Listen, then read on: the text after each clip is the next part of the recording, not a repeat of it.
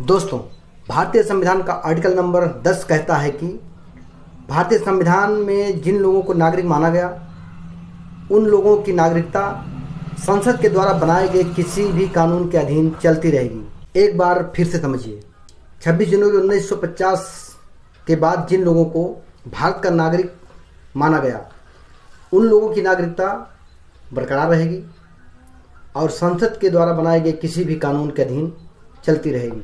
दोस्तों, संविधान ने यहाँ एक दूसरे को दूसरे का मालिक बना दिया है। मज़ेदार बात है। देखिए, संसद में जो भी चुनकर जाएगा वो नागरिकों के द्वारा जाएगा और जब नागरिक चुन करके भेजेगा तो पहले तो नागरिक मालिक हुआ सांसदों का। अब सांसद जब वहाँ पहुँच गए और बहुमत में आ गए तो फिर सांसद मालिक हो गए नागरिक का।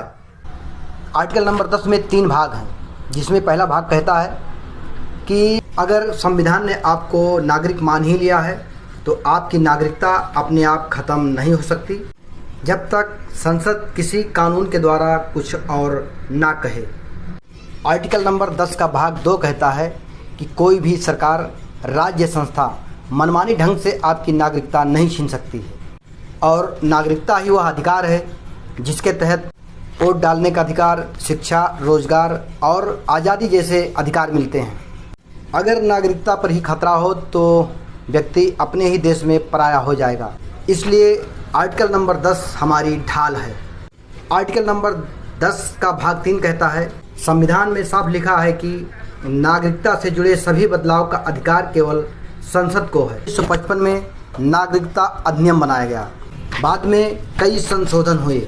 आपकी नागरिकता सुरक्षित है, लेकिन संसद चाहे तो इसमें बदलाव कर सकती है। आर्टिकल नंबर 10 अस्थायी भी बनाता है, साथ ही संसद को नियंत्रित करने का अधिकार भी देता है।